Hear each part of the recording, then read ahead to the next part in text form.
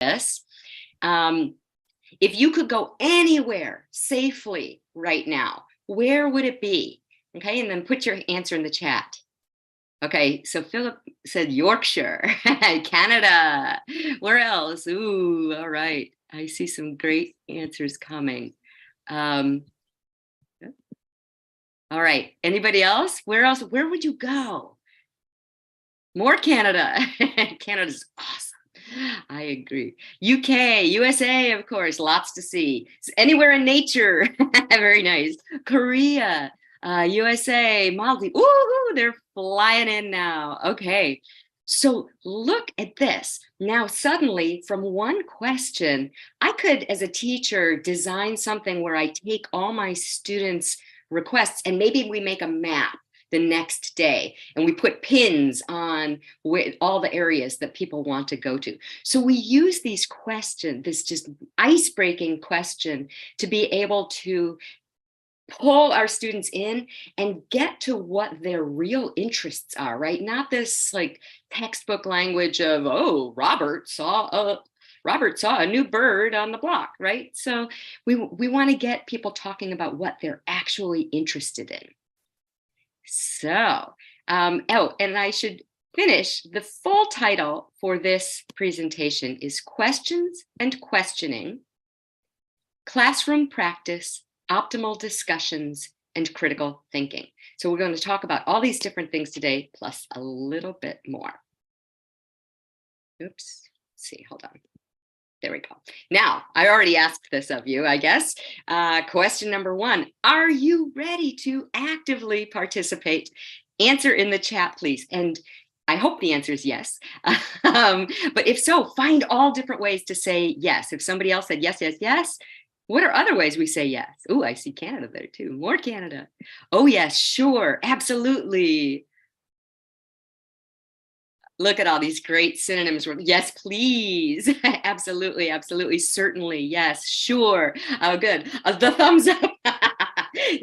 Nice job, Svetlana, bringing that back. So you see how just a simple question can actually just pull all of our students in and get us really going.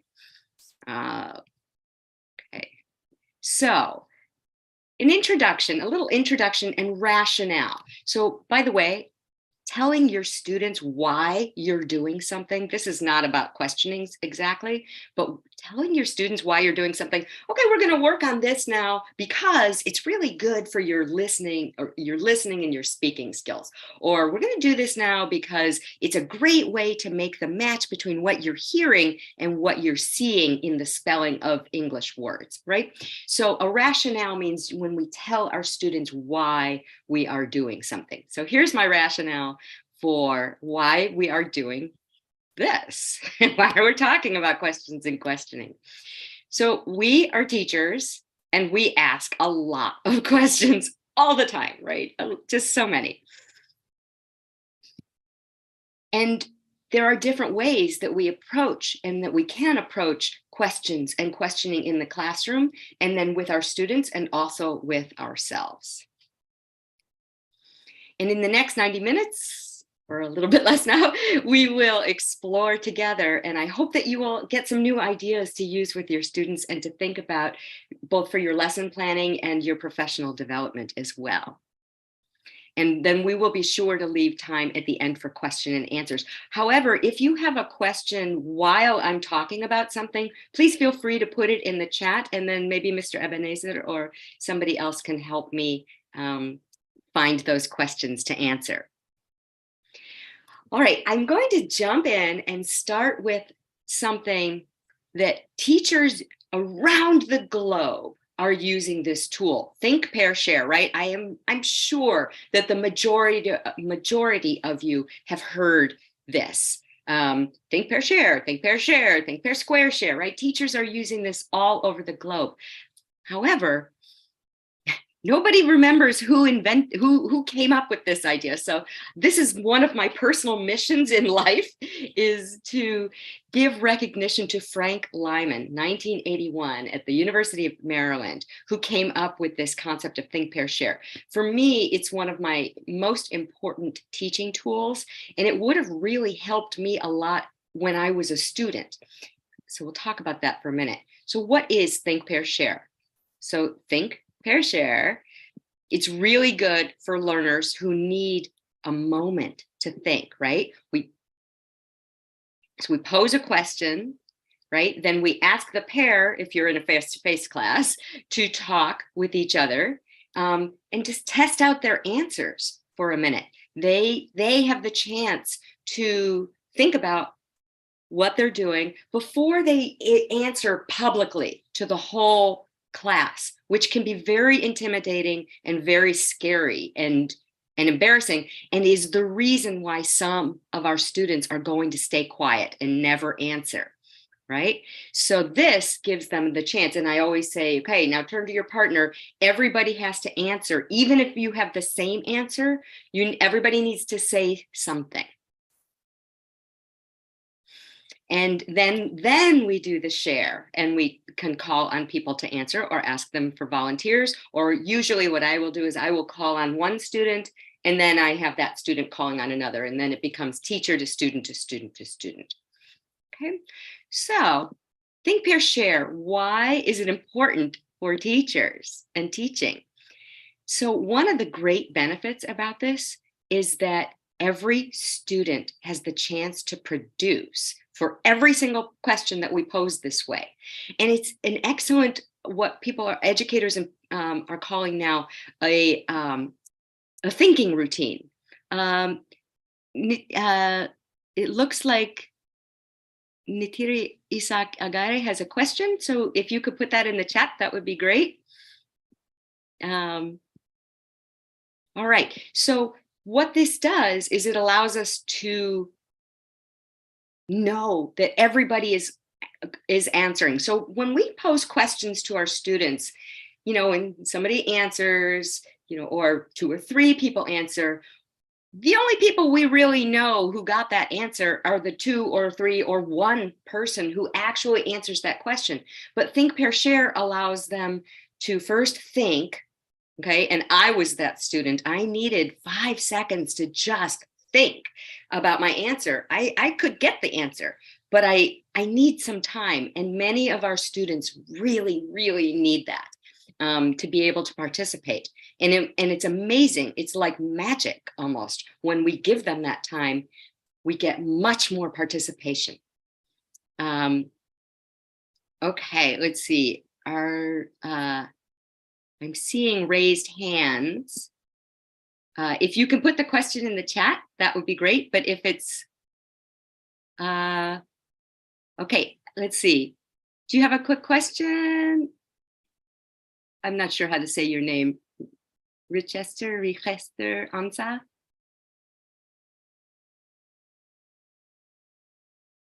I'll move on while you're doing that. You can put your question in the chat, and we will talk about things at the end as well. So what does this mean for us? Yeah, I think that would be a good idea. Thank you. Let's use the chat box for questions for now, and then we will turn on microphones at the end. So what does this mean for us? Languages are learned in communities. And what does that mean for us as teachers? Right? I have to keep moving everybody around here so I can get to this. Well, some planning questions that we can ask ourselves. How can I create a stronger learning community?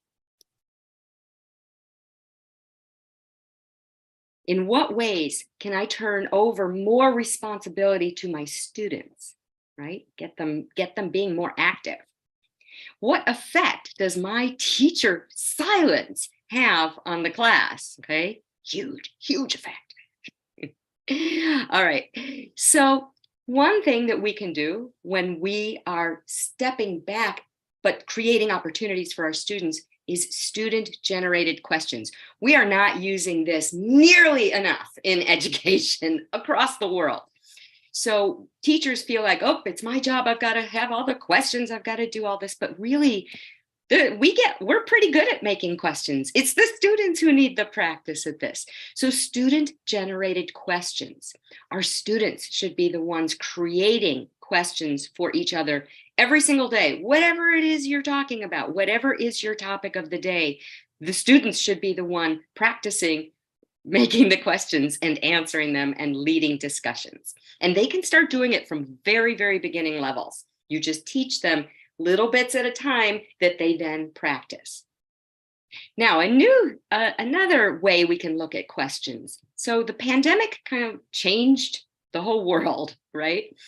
And we can use questions. I have always used questions to check in with my students, but we can also use questions to check in with their emotional state.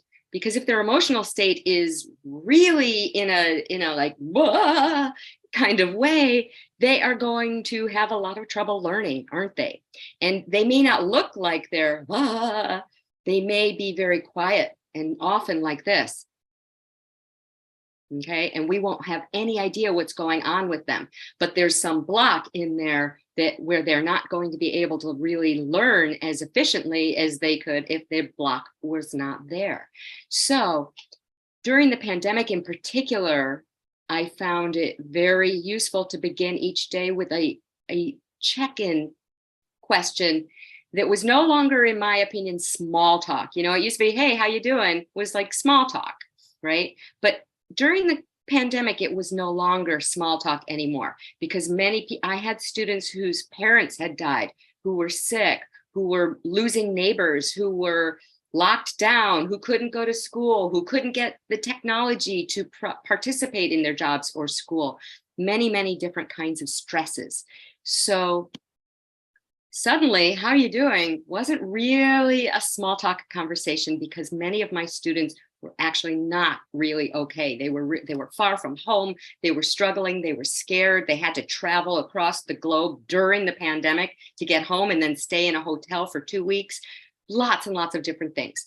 So we started asking questions like, on a scale of 1 to 10, how are you today? You know, and we would start the conversation like that. And, you know, I found that when my students could just say, I'm a 3 today, suddenly the community was coming in. And remember, I talked about community. Well, suddenly the community was coming in and saying, you know, are you okay?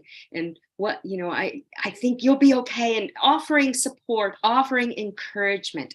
So this is really important to bring up and talk about, and is no longer a small kind of question to ask. Another, my students' favorite question, it seemed like, and this even before the pandemic, was how do you relieve stress? You know, I think that young people in particular are really feeling the stress of the world right now, and many, many different stresses coming from many directions. So this is a kind of a useful, productive question that we can use to spark a really good discussion among our students. And I might start with 5 minutes of this kind of conversation in small groups, or even just simply, are you doing okay? Okay, that's a real question. Asking how your students are doing. And if you create a safe learning environment that's a real community, your students will absolutely tell you, and they will open up about that. And then that actually becomes part of your class and your community. So now I'm going to ask you to please take a minute. And what are some questions that you might think to ask your students? Let's go to the chat and write a question that either you use or that you might use that you got sparked thinking about from this. And just put it in the chat, and I'm going to open up the chat if I can. There it is. And we'll take a look at some of your questions. I'll give you a minute to write.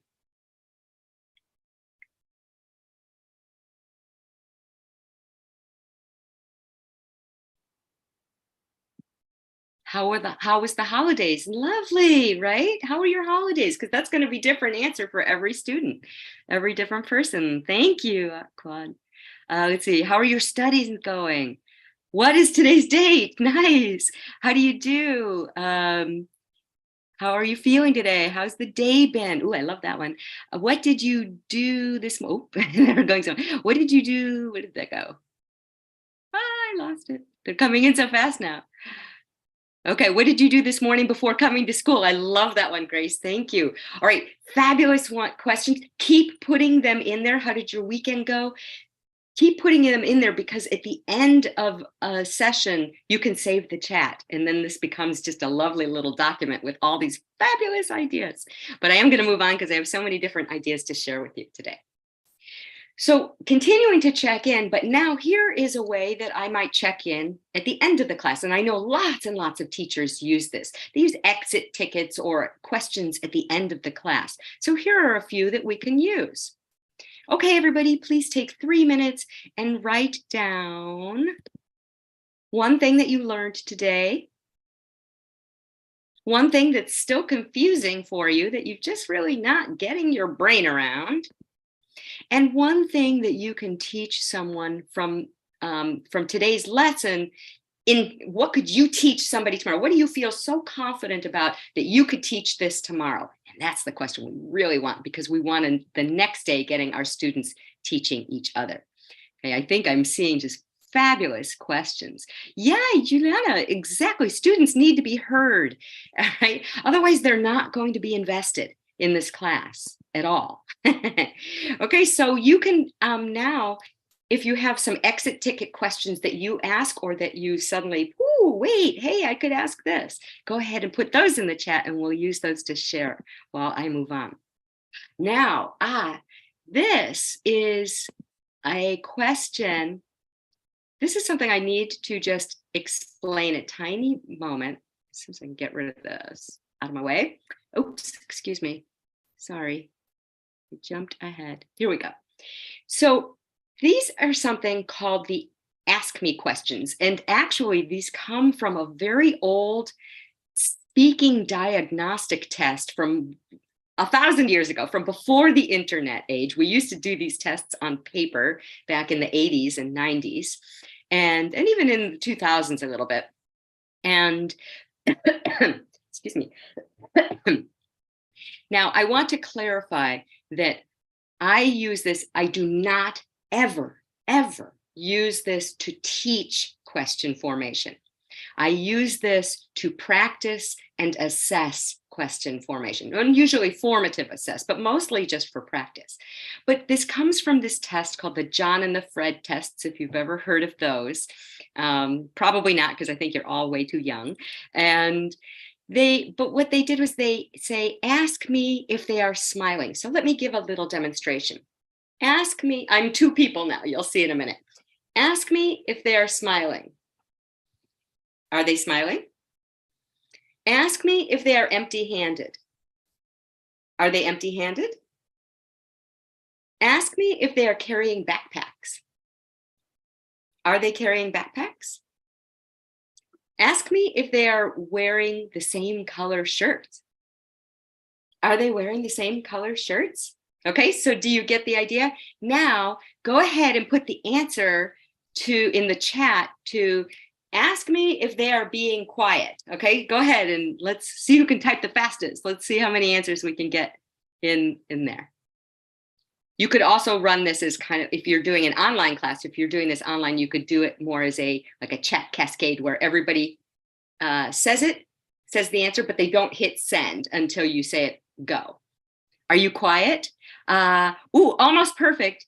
Subject is they. Great.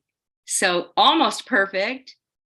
Are they shouting out loud? Oh, nice. Are they being quiet? Okay, beautiful, lovely, lovely.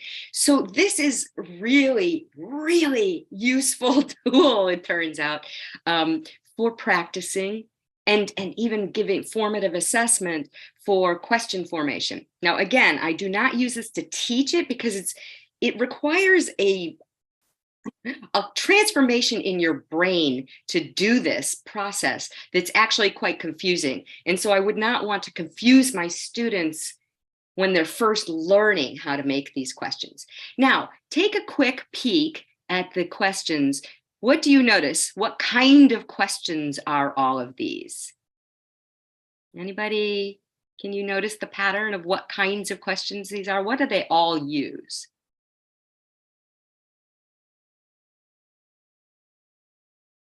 Oh, good. I love the answers that you're still putting in. Anybody want to take a try at what kinds of questions these are? I can just happily tell you too.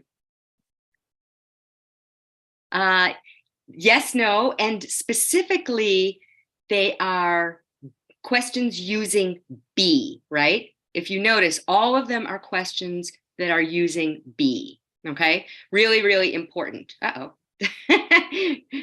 I don't know what that, I'm not sure what happened with that, why I'm suddenly getting this thumb up here. Never mind, it's gone now. All right, so then what's really important if you're going to try this practice out is at first, use only one kind of question in for each slide that you make. Now I'm going to show you other slides. I have lots of different slides, and I use pictures that represent either pictures that I think are really interesting or beautiful from around the globe, or that represent my students' different international cultures. So now here's an example of one I might use later in the term because it's mixed up kinds of questions, right? So here's a question using be, but what about this one? Ask me if she has any children and grandchildren. Now is not be verb anymore, right? It's like, does she have any children or grandchildren? So this is a really good one after you've been practicing a lot, when you're maybe preparing for a test.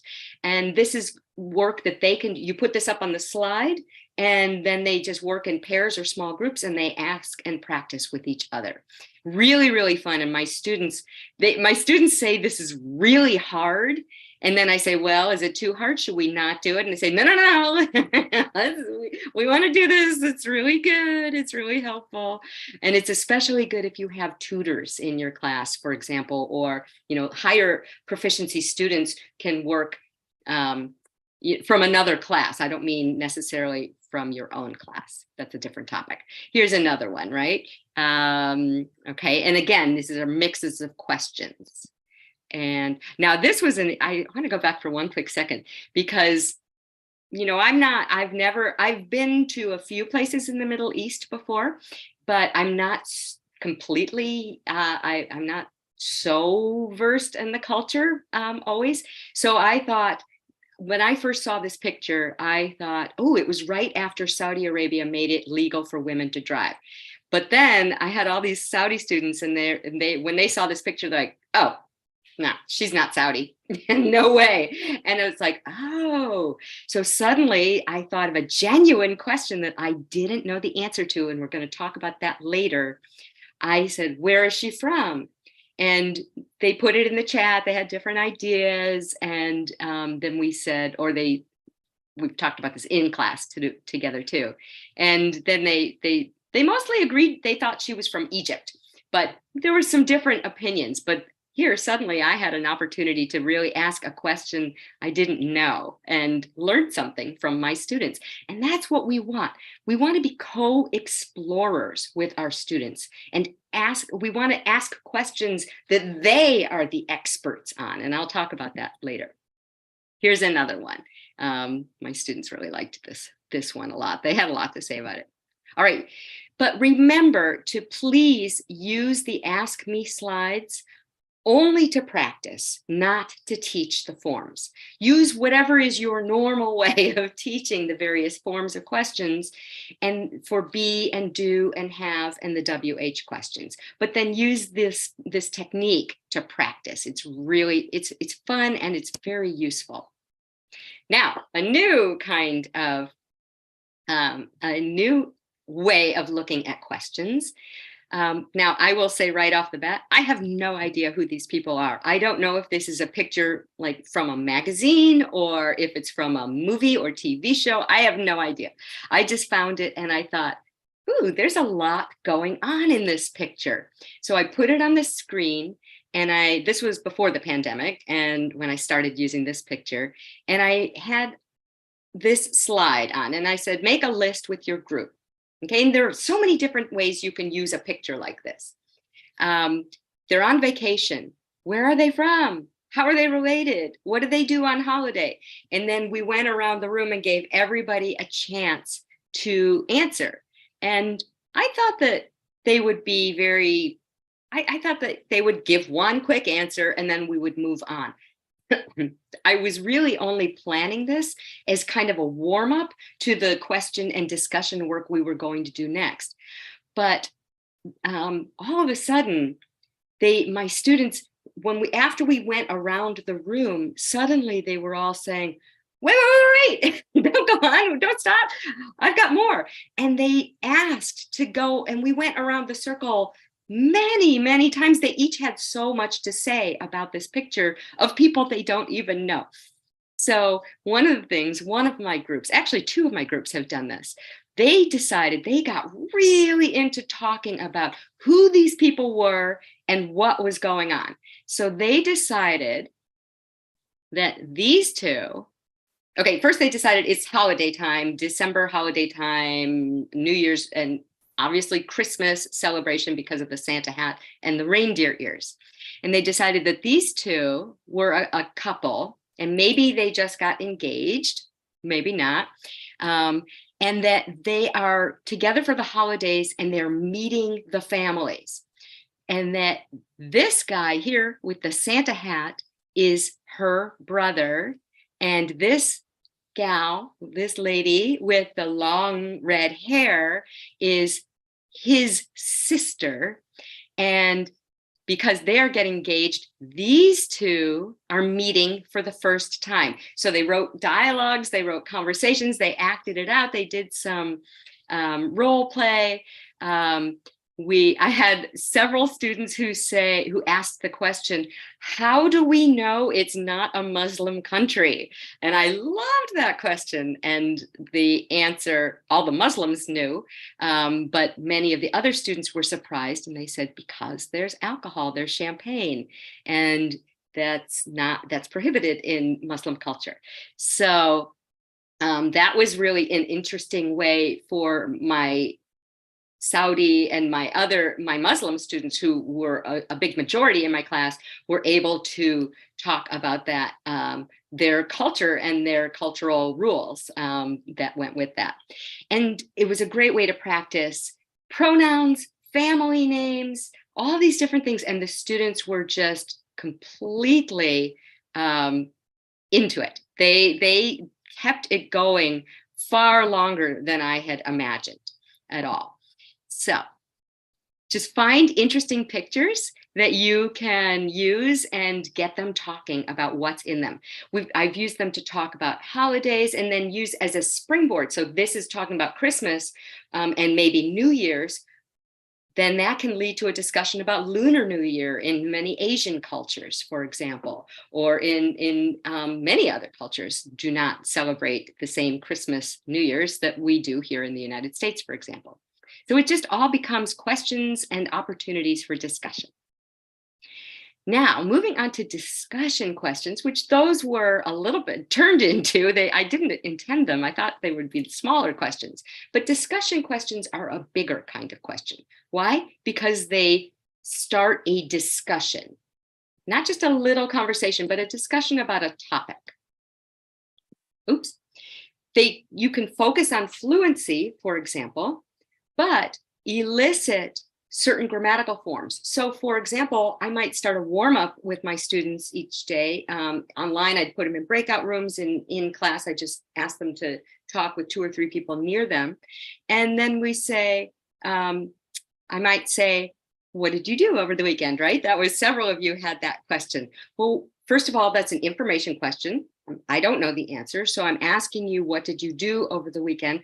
But I can ask, let's say I want them to be practicing past tense. So then I'll ask them a question that elicits the past tense. And then I say something like, just pay attention to you and use your past tense verbs. Now we're still focusing on fluency, but we're doing it as a way of practicing and getting them to kind of use their awareness to just color their answers a little bit so that they get practice, and don't keep practicing simple present when they should be using simple past in this example. Here's one that we used. This was one of my most important questions in April of 2020. Are there any silver linings to this strange year of pandemic? Describe them for your group. And I'm not kidding. I used that every term that I taught during the pandemic because my students found really beautiful things to think about and to hold in their heart to help keep them strong during the worst time of the pandemic, during the time when it was just so scary. If we think back and remember what it was like in those first few months, especially. Another question, this is actually a question that a student of mine came up with. What does justice look like? Okay? Put them in groups and have them talk about that. And wow, are you going to get some interesting conversation? And, students at fairly low proficiency, if they're adults, for example, or even teenagers and adults, can have a conversation about this. They might need to talk in a couple of languages. They might need to use a resource while they're talking, but they can give them a minute to think about it and they can have this discussion.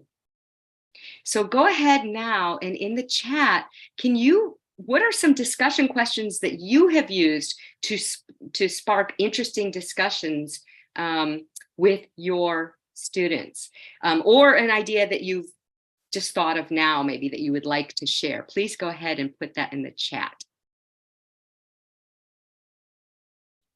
Let's see, I'm going to open up my chat.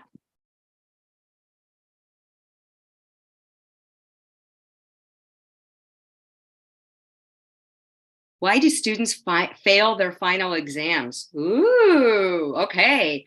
Can you imagine the conversation that's going to produce on your students? You may, as a teacher, you may get some information from them that you haven't thought of. So Samira, I think that question is fabulous. How do you feel about the earthquake in Turkey? Right, exactly, nice. Any others?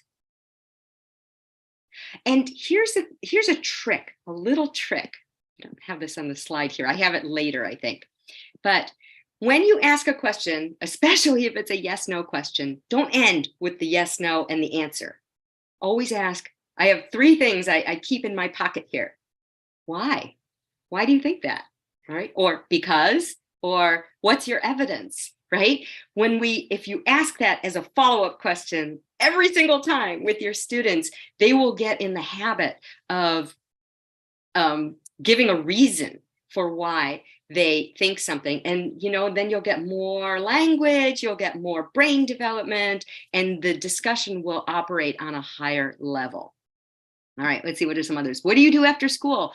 Love that question, because that's an example of a question that we don't know the answer to, right? And so it's our students' opportunity to share their lives. And when they personalize, that's when the learning starts really getting in there, right? I like to say kind of in their spine. Why do you think there's discipline in the school? Good. Why do you think we have never had a female president? Woohoo! All right. Why do students fear English grammar? Oh, okay. Fabulous questions. Keep putting your questions in there because this is going to be a great resource for everybody afterwards. Now, here's another reason for using discussion questions. We can use them for critical thinking, right? We want to go beyond comprehension questions, right? I think as teachers, we have a tendency to overuse comprehension questions, right? I mean, they're okay, they're fine, but they're limited in their scope and they're limited in what they actually help our students achieve. So when we go beyond comprehension questions, we ask questions that assume comprehension and ask students to do further tasks such as write a new ending, right, to the story or to this story, okay? Or with your partner, write 3 great discussion questions for the other groups about community service, because we've just been talking about community service. Or I've done this was super fun. Create a dinner party with the characters that we have just read about from different places or different places in history. I've done that one and that's so fun. Why are you including them? Okay. And so now go ahead and think up some of you have already been doing this. What is a kind of a question that you could ask your students that assumes comprehension, but asks them to do something further. Okay. Oops, lost my chat. Let's see. There we go. Sorry for all the clicks. Why did girls grow faster than boys? Ooh, why are you rejecting the offer? What do you want to achieve in your education? Do you think boys are stronger than girls? Why? Thank you for that. Why, Isaac? Yeah.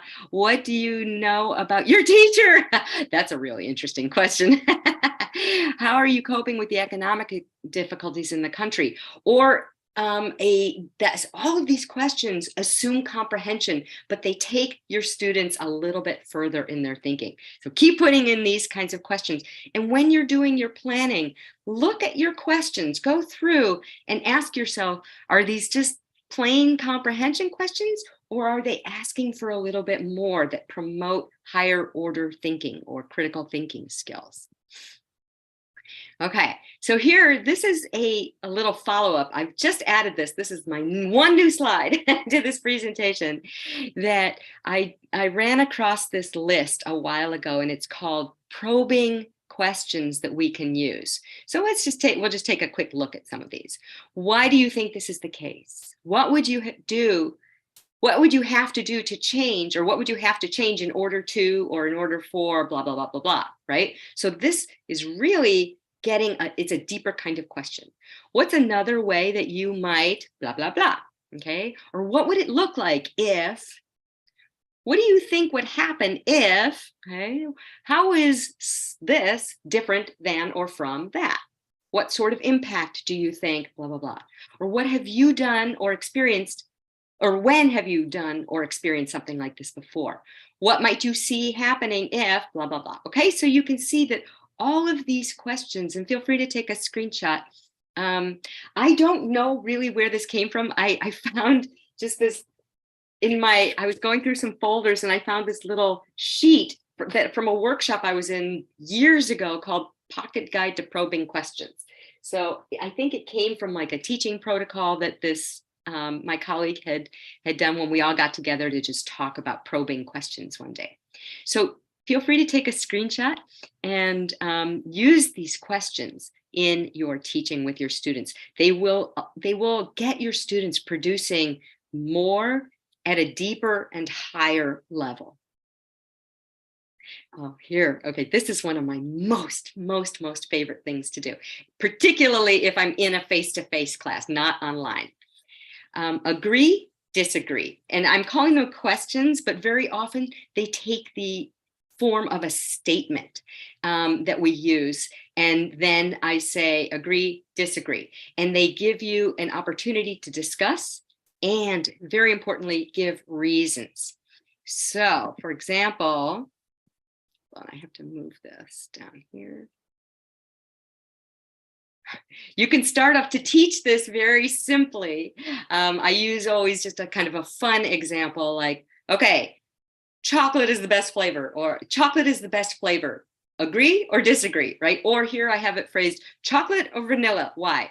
But you can have this just a seated discussion. You could have them in a small group. You could have them in a breakout room if you're online, or together, just ask them to turn to their partners and talk. But what I'm all about getting my students up out of their seats. I put things on walls. I get them up and walking around and talking. Why? Because languages are not learned sitting on our bottoms, right? In desks, in rows. That's not how we learn languages. And we're going to talk about that in a minute too. I feel like I missed a slide. I did, I think. I'm going to talk about that in a minute. So chocolate or vanilla, why? Okay, so I'm going to say it a little bit differently this time. Chocolate is the best, or chocolate is better than vanilla. If you agree, get up and go stand on the right side of the room. If you disagree, go stand on the left side of the room. Okay, so everybody gets up, they get out of their seats, they go, and then they have to tell why they're standing up now and talking with people they agree with, And then why do you think chocolate is better than vanilla? Or why do you think vanilla is better than chocolate? Then after they've had about a minute or two to discuss, and I say everybody has to talk, whatever your opinion is, it's your opinion, it's right, but you have to give a reason.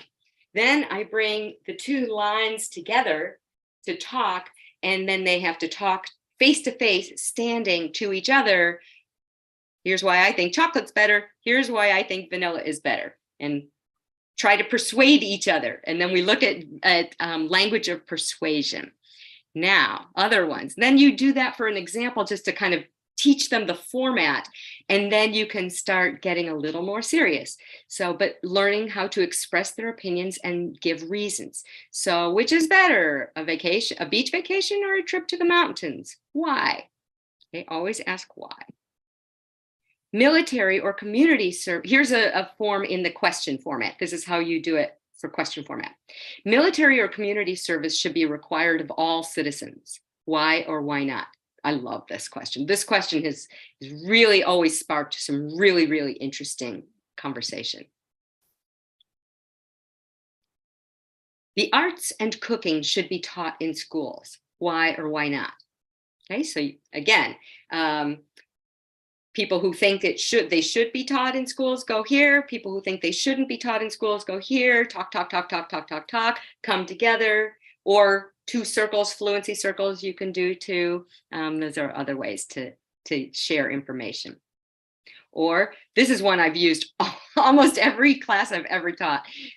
Children should wear school uniforms in K through 12 education. The only problem with this one is that all my international students think yes, it should be. And so unless I have a class mixed with American students also, everybody ends up on the same side of the room. So then I'll just sometimes have them talking about why, because then they have slightly different reasons, and then they can put together all their reasons and get a big general picture that's really useful. Or you can get more intense, more, I had classes where all of my students were international lawyers at the law school here at the university. And so that's where we talked about justice, and when we talk about the death penalty.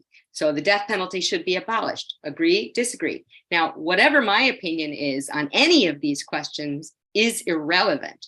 This is not about my opinion. This is about getting our students to be able to articulate and conceive of, the other way around, to conceive and then articulate their opinions and to back them up with reasons. So go ahead and you can, any kind of agree or disagree question that you can think of, let's go ahead. And I'm going to move on though. I am going to quickly go back though, because I believe I lost a slide way back here in the beginning. Yeah, I did. Here we go. Here's a question I want to ask you. I'm not sure how it happened.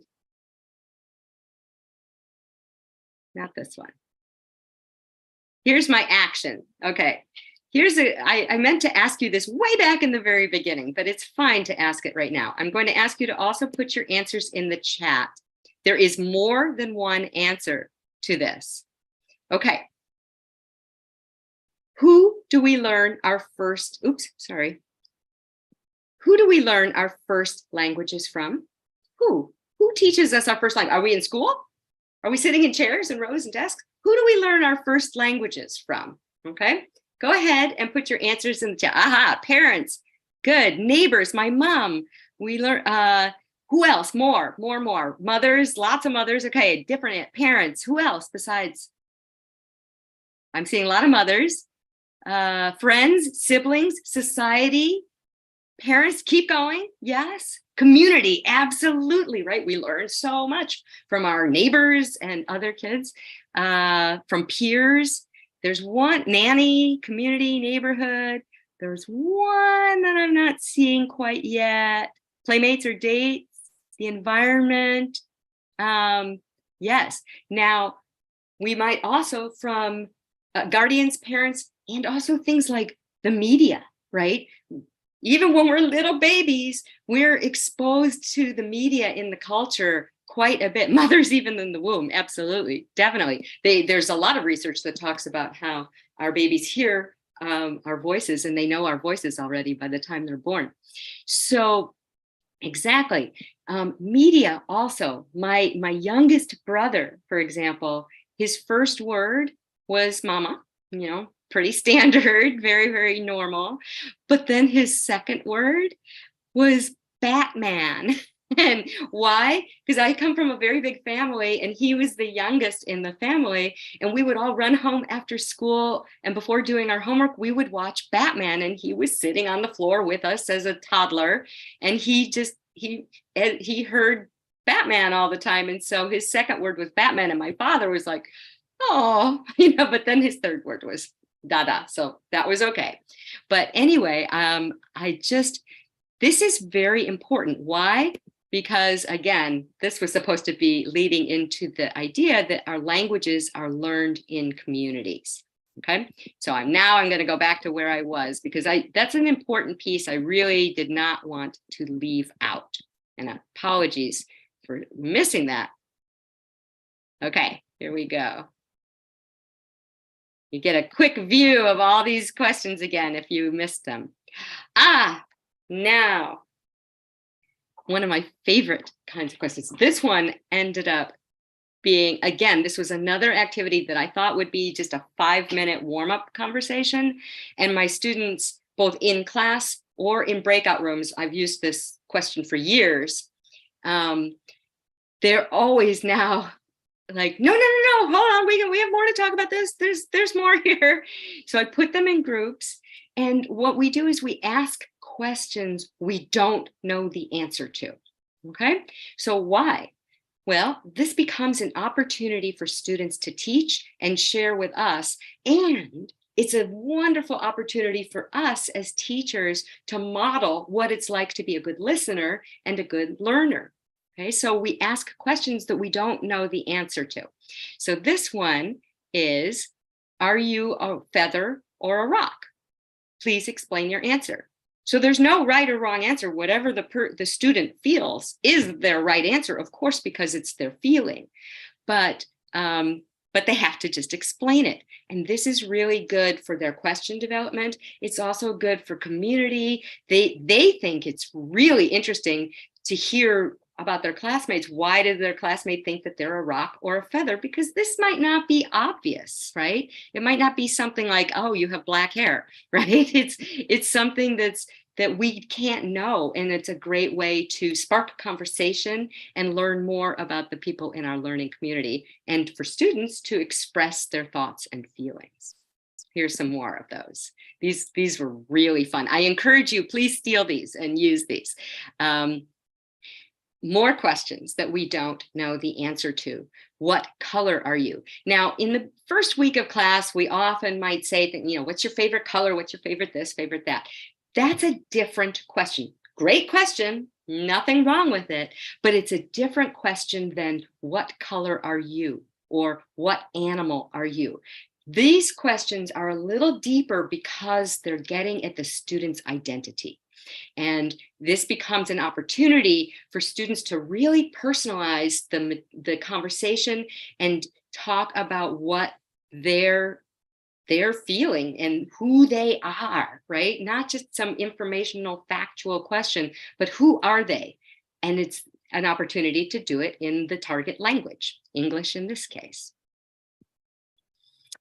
Okay, moving on, just because I want to make sure we have plenty of time for discussion and questions. I like to do something called working backward, and I have several different ways that I work backward. In fact, I have an entire presentation about working backward in the classroom, but here is one example. Give your students the answers and then ask them to write or say or record the questions. And then students can do this too with each other. So let's get your chat ready. We'll do a few of these together because they're really, really fun, and students actually like them. And they're challenging, but fun and useful, they say, is the feedback I've gotten from my students. So the answer is, I've been to 3 out of 7. what are as many possible questions that go with this answer that, and you can put them in the chat. And I'm going to try to find the chat.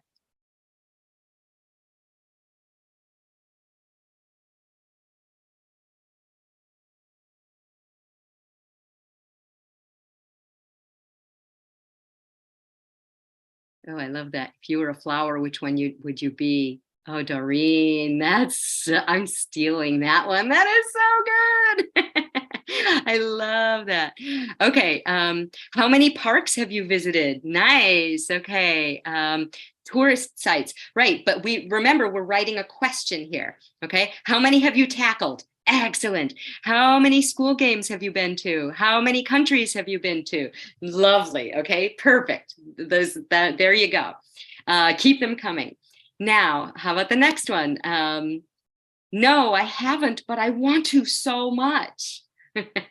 Oh, good. Let's see. How many siblings do you have? That's a good one for I have 5. Well, it's almost perfect for I have 5, but no sisters. I have 5. That would be a great answer for the siblings one. How many novels have you read? How many football games? Good. How about no, I haven't to, but I want to so much. Have you boarded a plane before? Oh, interesting. Have you been to an airport before? Have you ever been swimming? How many countries' flags can you? Oh, fantastic. Okay, some great questions here. I see that people are jumping ahead and using some of the other ones. Fantastic. So go ahead and now, let's see. This is I no, I haven't, but I want to so much. So for example, have you ever, Laura or Laura, either one. Have you ever been to Ghana? No, I haven't, but I want to so much, right? Okay, so this is a great thing. This is my 4th time, right? How many times have you been to blah, blah, blah, blah, blah? Or how many times have you played paintball? Many things. Now, with this one, I have 5, but no sisters. You have to be careful. Somebody had a really close question, but the trick with these is sometimes you can make it very specific so that there's a more limited answer if you are testing, like doing some formative assessment on your students, where they're at with their question formation. So I have 5, but no sisters. A good question for that might be, how many brothers do you have? Or how many brothers and sisters do you have? Siblings doesn't quite work. Actually, I shouldn't say that. It works pretty well. But you can make your questions so that they're just a little bit specific sometimes to test something. All right, let's see. How many siblings do you have? Have you read any of Harry Potter books? How many dishes? Oops, where'd that go? I lost it. When was the last time you visited your grandma? When will you marry? Sometime or never? Okay, these are fantastic questions. So you can put the answers and then there will be questions. So now everybody, you're putting questions into the chat. Great. But think about how you could give the answer to something and then ask your students to be the ones to make the questions. That's going to be the key to this working backward type tool. Okay, now moving to a slightly different topic. Here, when we are planning, okay, so this is something that I use. Great, nice questions coming in. When I am planning my lessons, okay, I have like a lesson planning checklist that I have it on paper, but I've been teaching for so long that it's mostly in my mind now as well. But here are some questions we can ask ourselves when we're planning. And I do this every day. I make my plan, and then I'm thinking, I go through it again and say, is this lesson as active as it can be? Okay. Or am I the one talking, kind of like I am here now? Or am I making enough opportunities for my students to be the experts? Is the lesson well scaffolded? Meaning broken into doable steps that set the students up for success. How can I add more student agency? How can I build in teacher silence and make them the experts? Is there enough opportunity for personalization and practice? Does this plan recycle previously, does it recycle material that we've presented previously? Am I recycling enough, or am I moving on too quickly? Does this plan promote critical thinking skills, and how? And very importantly, am I making equal opportunities for all of my learners to thrive? One thing we have to be careful about as teachers, and a question we really need to ask ourselves, is this last one. Am I making equal opportunities for all of my different learners to thrive?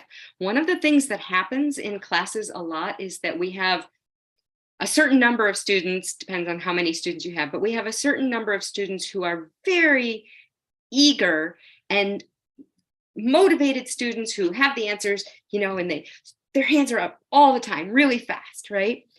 But as we were talking about a little earlier, there are going to be many more students in our classes who maybe need more time to think, or who don't have the answer right away, or whose language proficiency is at a different level maybe than some of the others in the class. So we have to think about each student and each kind of group of students to be able to make sure that we aren't only teaching to the highly motivated students.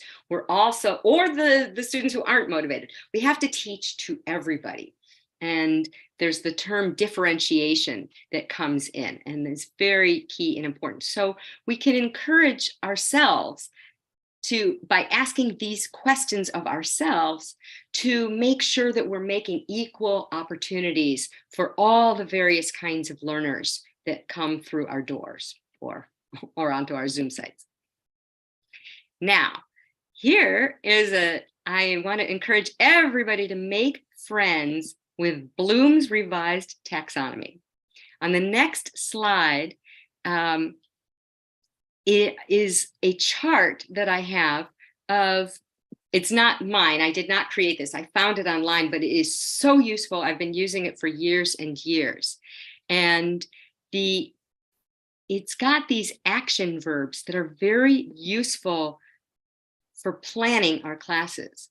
So I check this list daily when I'm asking myself in my planning, what can I add? So this is not the full chart, but it's almost the full chart, but we can send it in the chat as a handout later. But look at how you see, this is Bloom's, the five, the levels of understanding, and that go increasingly more challenging: remembering, understanding, applying, analyzing, evaluating, and creating. So these are categories that we want to be using to plan our lessons.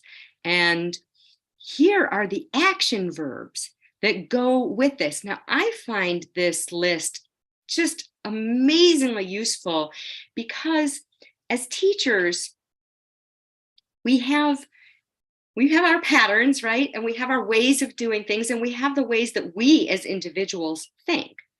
But what this allows us to do is to take a verb and I think, okay, now I'm going to add, let's see, omit. Oh, that's a kind of a useful skill. So maybe I will tell them I'll give them a passage, and we're looking at articles, for example. Maybe it's a week we're focusing on the articles in English. And I might give them a place that has the and a and zero article, sometimes in the right place and sometimes where it shouldn't be. And then I give it to my students and ask them to take out or omit the that shouldn't be there. Okay? Or I can ask them to define or select or show. So do you see how these can help guide your lesson planning by just giving you ideas of how to structure certain activities in whatever curriculum that you have to do, because we all have our stated curriculum from our schools. So we demonstrate, explain, illustrate, infer. That to me is a high one, actually, but it's in the understanding category. So I would say, please feel free. We have people using their markers on here. Yeah, and so go ahead and use these to help guide your lesson planning. I think you will find them a really super useful tool. I really do. And they have, ever since I discovered them, I have used them completely. All right, now, how do I clear? Where's the clear? Okay, great. Now,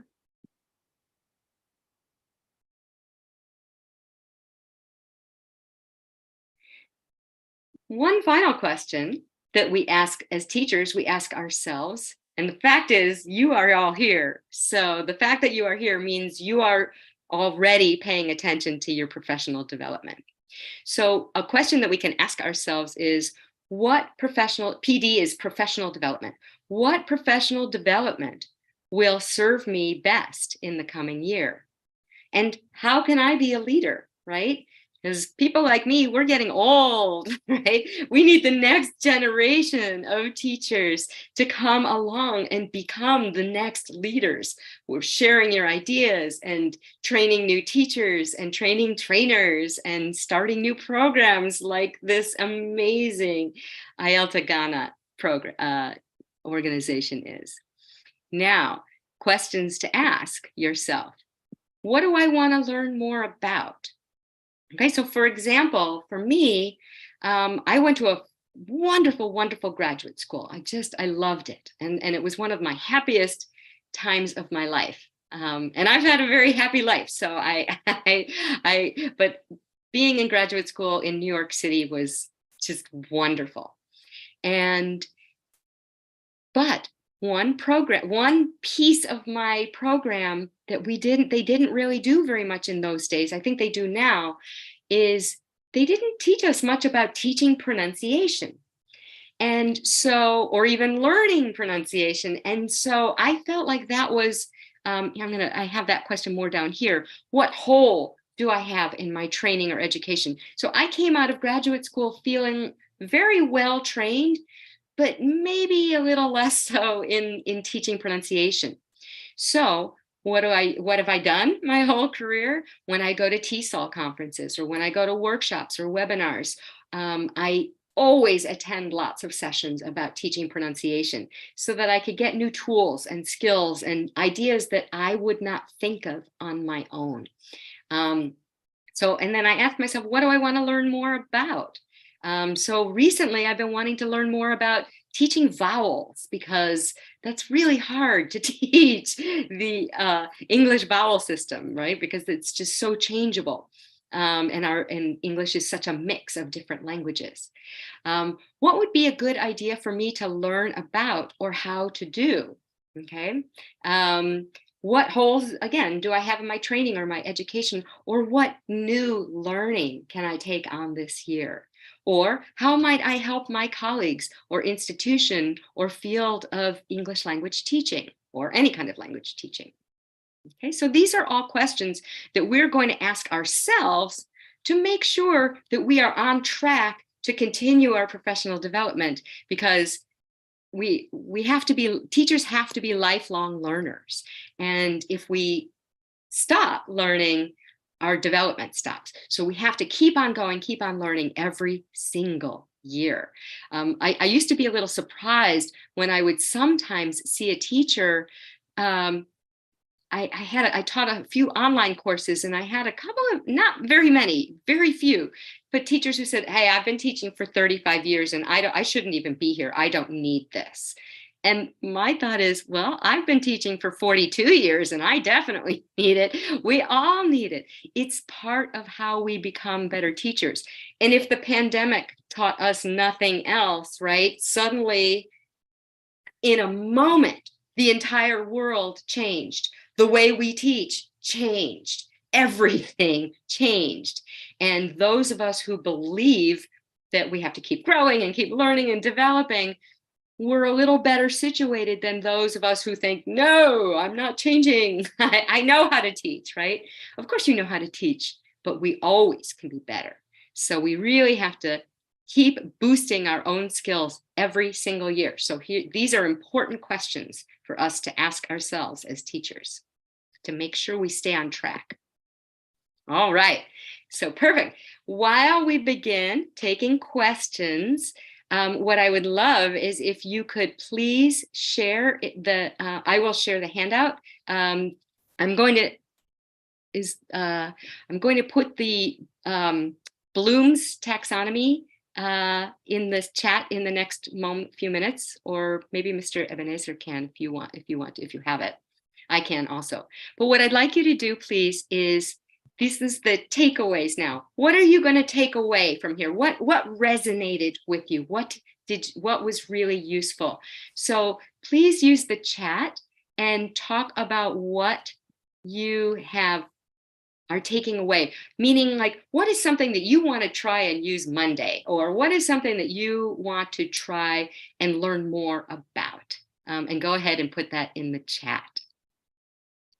Yeah, Doreen, there are always new and improved ways to teach an existing topic, right? There's a whole new generation of researchers ongoing all the time. So we really, really need that. All right, Mr. Ebenezer. Okay. Oh, Sabina says, I've learned the various ways of questioning. You're welcome. Yay. I hope you have fun using them. And I hope that this sparks new ideas. When I created this presentation about 2 years ago, and since I've done it, I've started looking more and more at how we all use questions all the time. It's a really fun and fascinating topic. Okay, Maria Luisa says, oops, it popped away.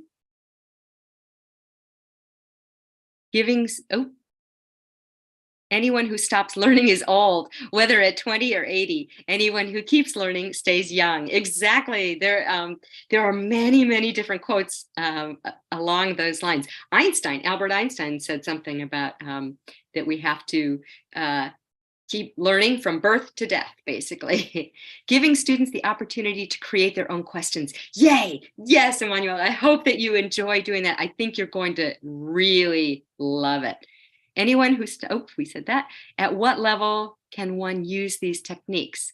Oh, so thank you for this question. I use them at all. I use them even with beginning level students. Now, you will want to make them, some of these might be a little bit beyond absolute beginners. And you might need to build up to it, but you absolutely can use these with most levels of students, and even with some of them with children. You might have to adapt some of these, and certainly some of these topics you might want to adapt for children. But these techniques are good for all ages and pretty much every kind of teaching. I have taught everybody from 2-year-olds to 75-year-olds in many different kinds of settings, and I use these techniques all the time. All right, let's see. Great takeaways. Definitely using the WH question on Monday morning. Good. Okay, I know that different questions are used for different kinds of questions. Example, check-in questions for checking the mood of learners. Discussion questions ignites the discussion. Thank you so much. You're so welcome. Mr. Ebenezer, are people able to unmute to ask a question at this point, or should we do only chat questions? All right, we can unmute them. Okay. So if you use the raise hand function, that will pop you up to where we are, and exactly. And then we will be able to see that you have a question. I know there have been a few. Okay, Mr. Yeah, Doc, good evening. Thank you for the presentation. We are grateful. Is there an opportunity that will be given to us on teaching pronunciation and speaking?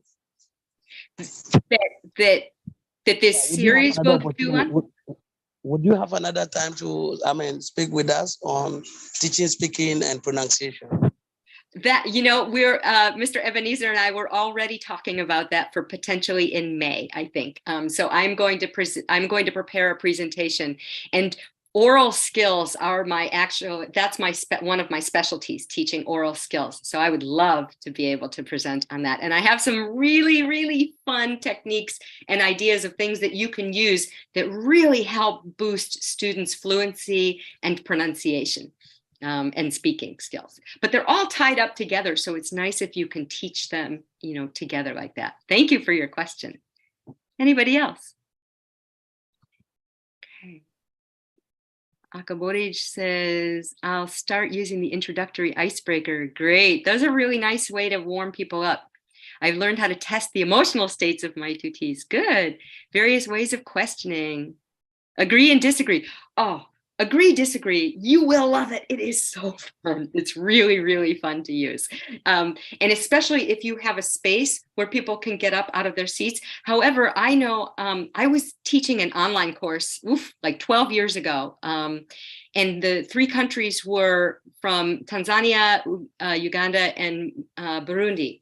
And many of those teachers who I was working with said that they said, well, okay, we really like your ideas, but we have 300 students in our class, or we have 200 students in our class, and the chairs they sit on benches that are nailed to the floor. So how do you do this? How do you do some of these techniques in that situation? So then you can still, though, everybody can turn their bodies, right? You can turn to the person, talk to you on the right. You can turn to the person, talk to you on the left. You can stand up and turn around to the people behind you. You can stand up and make a little 4-square group. So there really are ways that you can adapt, even if you have a very huge class.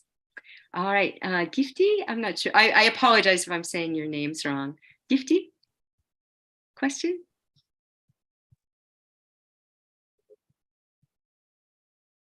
Hello. Hello. Thank you for the opportunity.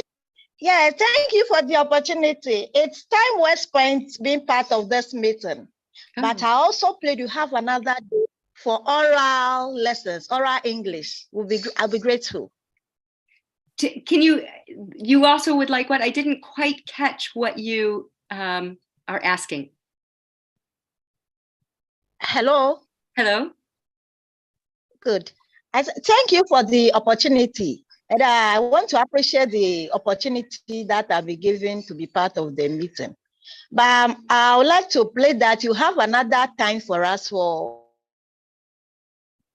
Are you asking for me to have another time to come be with you? Is that your question? Okay, so Gifty wants oral English. Yes, another time for oral English. So let's do it this way. If your question is about today's webinar, you can raise your hand and put it across. If it's about something else, you can use the chat box and we'll read it out. Thank you. Thank you. Good. Okay, I see a question from Peter. Yes, thank you very much for the opportunity. I happen to be posted to a new school. Mm-hmm. Most times I find it difficult engaging my student in class. I realized that most don't know how to speak the grammar. And if they even know something and they want to say it, they are not able to say it. In the local dialect, some would tell me that I wish I could say it this way, but I can't speak the grammar. What can I do? I've tried all sorts of means to engage the class, but yet they can't even read, neither could they even speak the grammar well. Please help me. Are you saying that they're making mistakes with their grammar? Some unable to speak at all. Ah, so then what you're going to read. Yes. So then what you're going to want to do is to give your students who are having trouble speaking, make an opportunity for them, give them something, a frame, a sentence frame or question frames if we're talking about questions, give them an example and then let them just practice and understand that they are going to make mistakes and that mistakes are how they learn. One of the things I ask every class ever on the first day is I say, it's another think, pair, share. I'll say, can you learn a language without making mistakes? And they kind of look at each other like, is this a trick question? And I say, seriously, this is an honest question. Is it possible to learn a language without making mistakes? And then they say, no. And then I say, exactly.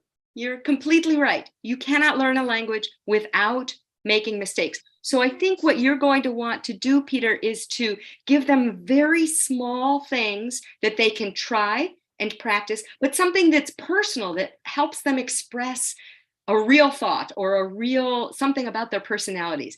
Give them the language and then let them practice with it, and then have them reflecting on it and trying again and teaching it to each other. One of the great tools that we have is having our students teaching each other.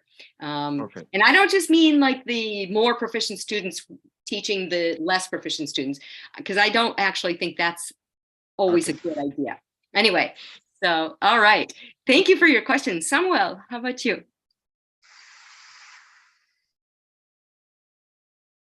Take a sip of my tea. Excuse me. Samuel? Akwasi? Okay, thank you so much for the opportunity. Please, can you hear me? Yes. What's your question? Oh, now we can't hear you anymore. Hello? Hello, oh, we lost you. Please, can you hear me? Now I can. Yes, please, can you hear me? Yes. Please, can you hear me? Yes, Okay, we can hear you. okay. Yes, Please, yes, we can. Okay. Okay, so my question is, can we consider question? You know what? I'm so sorry, Samuel. I think your connection is cutting out a little bit. So can you put your question into the chat? Because we can't hear you. Okay, let's see. Who is here? Asunke? Asunke Albert? Hello. Hello. I can hear Yeah. you. My question. Yeah, thank you for this opportunity. My question is, which of this type of questioning technique would be more appropriate for poetry lesson? Could When be teaching more poetry. Oh, for poetry. Yeah, more. Ooh. Well, I would say I haven't really thought about that, but I love the idea of using questions with poetry. So maybe you could have your students investigate some poems together and then write questions for each other, discussion questions, or have students reflecting on why. Oops, if you could mute yourself, that would be great. Thank you. Have students asking each other why they can, how they can, sorry, I lost my train of thought. How they thought about the poem, or what did they understand, or look even at the language, like how did the poet use the word blah, blah, blah. So they can start writing questions for each other. I don't know how old your students are, if they're high school or college or younger, but I think almost many of these techniques could be applied to working with poetry. Agree, disagree. I thought this poem was very effective.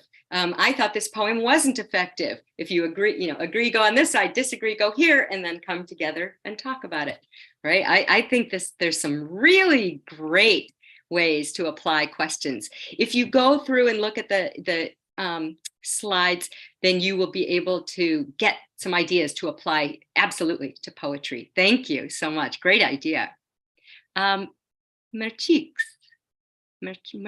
I'm not sure how to say your name. I'm so sorry. Merchix Opoku. There we go. Yes, please. My name is, okay, it's Mekes. The pronunciation is Mekes. Mekes. Yes, please. Thank you. Okay, my question has to be, when we are questioning, is it advisable to avoid questions that could generate controversies? I love that question so much. I'm going to say it depends. The answer depends. This is a fabulous question. Thank you for asking this. It's going to depend, who are your students? How old are they? What sort of context do you teach in? Will you get in trouble for having controversial topics? But I will tell you, I taught a course for several years, many years actually, where we had at least 2 weeks it was a conversation class, and at least 2 weeks the theme was controversial topics. I think what we want to do with them, with controversial topics, if you decide that your context is appropriate for them, and it's okay, we teach rules of respect. Okay, we start the whole, we spend, before we even ask the first controversial question, we set guidelines and rules that we will operate under as a learning community. And these should already be part of your class anyway, right? These kinds of learning rules and community rules that you can set up in your first week together. And that's another whole topic I have, is designing your learning community. But you can do it. We ask students questions and then they get into it. And I'll tell you what, this is great for critical thinking skills and higher order thinking skills if your students are ready for it. And I've had even level 2 students getting into talking about these kinds of questions. And I will say that these agree, disagree kinds of statements are fabulous preparation for debates and discussions. And some things that I've done with debates, for example, is sometimes you can just have, like, remember going back on the death penalty question that we talked about earlier. So if I decide that this class, that's an appropriate question, then I just make sure that everybody's answer is right, but you have to explain your answer. You have to give reasons and you have to support it. But what I think, or what she thinks, or what he thinks about your opinion, it's important as an opinion, but it doesn't have to change it. So I think debates and controversial topics are fabulous if your students have the maturity to deal with it. I wouldn't do super controversial topics with young children, under the age of maybe 10 or 11, but little things.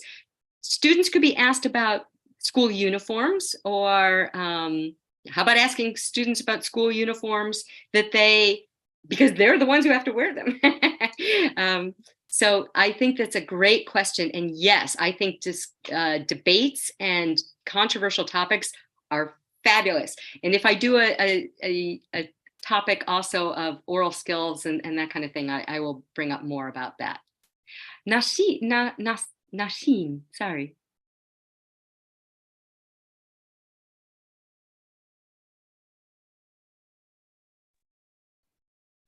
Okay, can you hear me? Perfect. Okay, I just want to know that, is it a good idea to use the IPA symbols for teaching speaking to children who are beginning learners and who do not know about IPA symbols? Oh. Will it be easy for them? No, I don't think they will find it difficult. I think, I don't know, I've never really tried it. I've never worked with IPA with young children. So there will be other people here who are much better experts about that than I am. My instinct is that it will be very hard for young children. However, maybe it's a tool that they learn that they then can apply. And so it might be useful. I would be interested to hear what other people have to say about that. I'm not really an expert on that. Okay, how about grown-up children, but who do not know much about IPA? Then what will happen? Possibly as a tool, it might. I would say try it and see what happens. Do like a little study of yourself on your own, and then reflect on how did it work? How did it not work? Where does it work with maybe a little more changing, that kind of thing. I would experiment with it. I think it's worth experimenting, and ask other colleagues to see if maybe they've tried it. Okay, thank you. You're very welcome. Thank you for your question. Anybody? Okay, Mulbon, a question. Do you have a question, Mulbon? Yes, Doc. Assuming you are found in a country or in a context where the learners are only interested in learning the language for communicative purposes, not for real education purpose, what do we do? I mean, not into the mainstream English language learning. I mean, what are some of the skills that you should concentrate on? Is it speaking only or other things? Okay. Oh, that's such a fabulous question also. Okay. So if I understand your question, I think what you are asking is you're not preparing for an academic kind of situation. You're working with people who only want to learn how to communicate a little bit, right? So I think then that the focus of that program should be like just endless communication and speaking practice and talking. However, I also strongly believe that integrated skills, when we apply different skills together, they all kind of feed each other. Yes, they do. They feed each other. So I would add in little bits of reading to go along with what they're hearing. A fabulous tool that I like to do with my students, and this is fine for non-native speakers to do too. If you are competent non-native speakers and you're confident in your pronunciation, is you can put up a passage that your students see and read out loud, asking them to read along with you. And then what happens is it helps them make the match between what they're seeing and what they're hearing. Or you can use an audio of a native speaker doing it as well.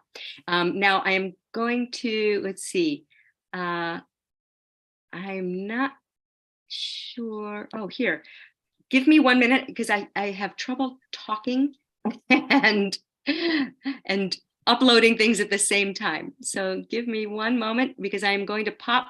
Here we go. Oh, this is, sorry. Wrong.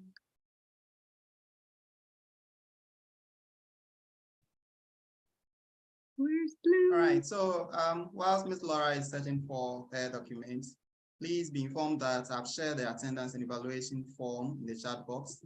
Do well to fill in the form for your certificate. For those on YouTube, the form has been shared in the chat box. So please do well to fill in the form for your certificate. Thank you. Okay, so I sent the Bloom. Thank you, Mr. Ebenezer. I sent the Bloom. It's called Bloom's Taxonomy, Bloom's Revised Taxonomy, and we are overtime. So I have stolen 5 more extra minutes of your time. Thank you so much. Oh, hold on. Let me just put up, now here is we have been asking questions. That was my little wink, wink, wink. Any questions? Because we've been talking about questions. But I would like to thank you all so much. Now here's your test, okay? Meda Moase, I hope. Thank you so much. Sipos, gracias, shokran, sheshe, merci, danke, sulpeki, spasiba, arigato, obrigado. Thank you, everybody. Thank you so much. I don't know if you need to close down. I could chat another moment for anybody who has another question, or shall I stop sharing? Okay, so before we go, let me share my screen and then we have one thing. So let me share my screen now. When I see Zaza or Jaja has a question, so you can, after Mr. Ebenezer's finished, you can ask.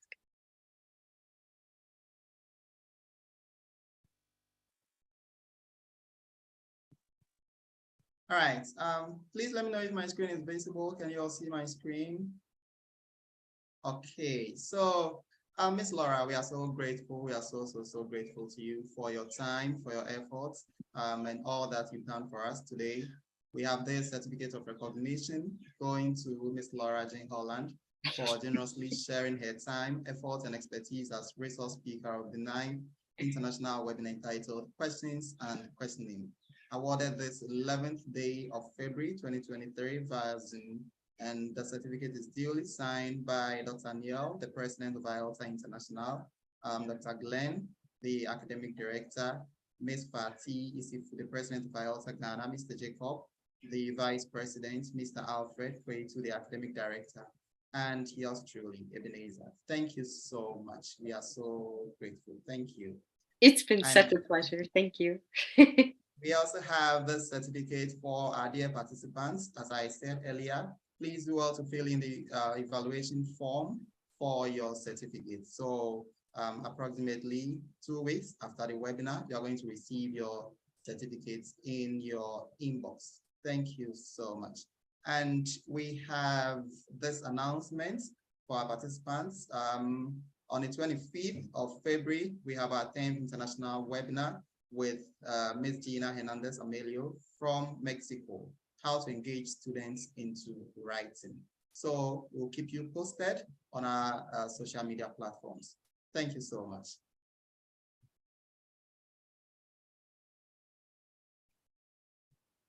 Thank you, everybody. Well, was there, it seemed there was one, Jaja or Zaza, did you have one last question? Otherwise, we have it's late for some of you, I know. And I don't know if Dr. Mansour is still here, but I think it's late in Pakistan now. Thank you all so much for coming. Remember that you can save the chat. There, at least on mine, it looks like there are 3 dots at the bottom. It's changed. If you click on the 3 dots at the bottom of the chat, there's a place to click save chat, and that will come up as a text box. And all your wonderful ideas that you shared are in there, all the questions that you shared and you brainstormed on, and other information.